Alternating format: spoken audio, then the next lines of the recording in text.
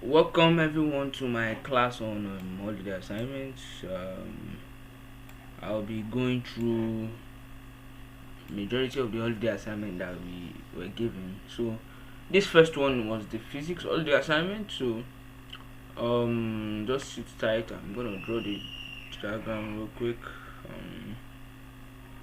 Something like this. Yep. Had two supports. So something like this and something like this. Yeah. They had about a couple lines going out. So yep, yep, yep, yep, and yep. Okay, so we have that. These are arrows, by the way. Arrows, arrows, and arrows. This was named Q. This was named P. This has a weight of 20 newtons. This has 15 newtons and 10 newtons. We don't know this. This is X and this is Y. So now we are going to be looking for the reactions at P and Q. Okay, that is the upward forces and co. So first thing we have to remember is that X plus Y equals the sum of upward forces. Okay, let me put it like this. So this means summation of upward forces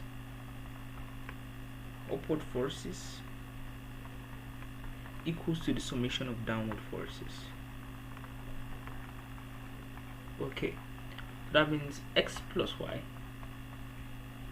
equals to 10 plus 20 plus 15, which is 45 newtons. Okay, and I forgot to add this detail of the distances between each of the things, so I'm sorry about that.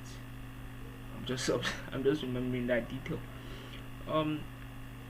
So this had a distance of 4 centimeters. This had a distance of 2 centimeters. This had a distance of 3 centimeters, and this had a distance of about 4 centimeters. Okay, so that's that. Now the next step is a bit intuitive. Okay, so the next step, we've gotten the first step. Sum of upward forces equals to the sum of downward forces. Now the next step is going to be the sum of clockwise moments is equal to the sum of anti-clockwise moments. Now I'm going to explain to you what those mean in a second. Okay, and for that I'm going to actually copy this diagram we have here. I'm going to copy it and we're going to paste it again right here. Okay, it's going to help us, don't worry. But before that, I'm going to write what I just said in another color, and that is the sum of clockwise moments. Let me put it like this, equals to the sum of anti-clockwise moments. And I hope you remember that the formula for moment and torque have the same formula, and that is F times D. Now this is where it gets a bit tricky. In a situation like this, we can't find what we are looking for because it is stable, right? So what we have to do is intuitive. In our minds, we're going to delete one of the two supports. So either this or this, we're going to delete one. So let's say I choose to delete this one. Okay, I choose to delete this one. So in your mind, what you're not going to do is you're not going to look. So the thing is now pivoted on this point here that I'm underlining. So what directions are these arrows going to now move? So this is pulling down. So in your mind, you model it. So it's going to be moving like this. It's going to be moving clockwise. This will also be moving like this. It's going to be moving clockwise. But this, on the other hand, will be moving like this. It's going to be moving anti-clockwise. then this on the top will be moving like this, also anti-clockwise. This will not be affected. Okay, so that is that. There's the weight here. So now the next step is now finding the sum of the clockwise moments, which are this 2, and remember it will be the distance to P this time. So that will now be, and know, like I said, is force times distance. So sum of the clockwise moments, so I'm going to just put there the clockwise.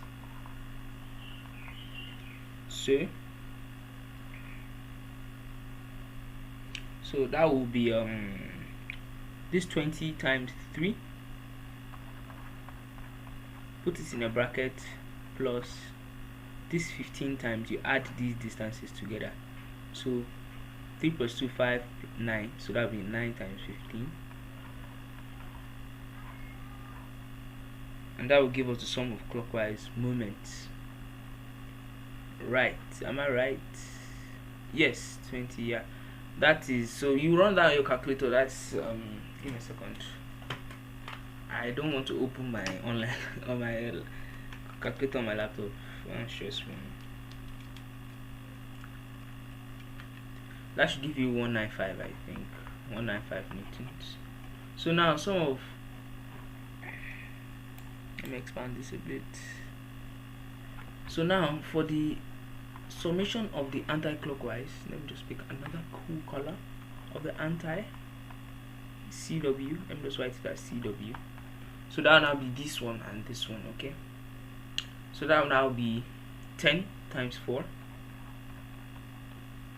So that's this one here, plus, remember this is y, 2p, so that's y times 5. So you can just write that as 5y, and that is equals to 40 plus 5y.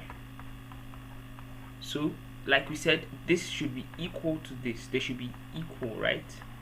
Because sum of clockwise moments should be equal to sum of anti-clockwise moments. So then we can now equate to, so that means 195 is equals to 40 plus 5y. So that's 195 minus 40 is equals to 5y. 155, I mean. Yeah, 155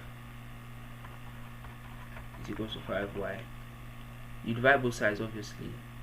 Therefore, your y is equals to 31 newtons. So if y is equals to 31 newtons, all we need to do is substitute into this equation right here, this one that we got, x plus y equals to this one. So we will now put it like this: if x plus y is equals to 45, right? Is it 45 we got? Yeah, 45. We will now substitute. So we're now looking for x. So x will now give us 45 minus y. X is equals to 45 minus 31.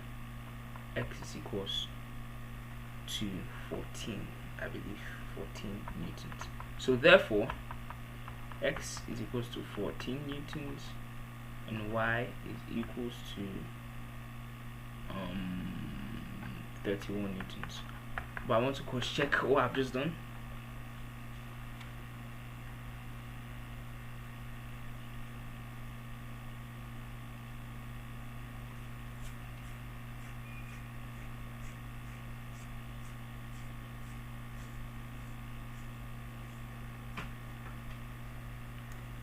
Yeah, that's that for physics.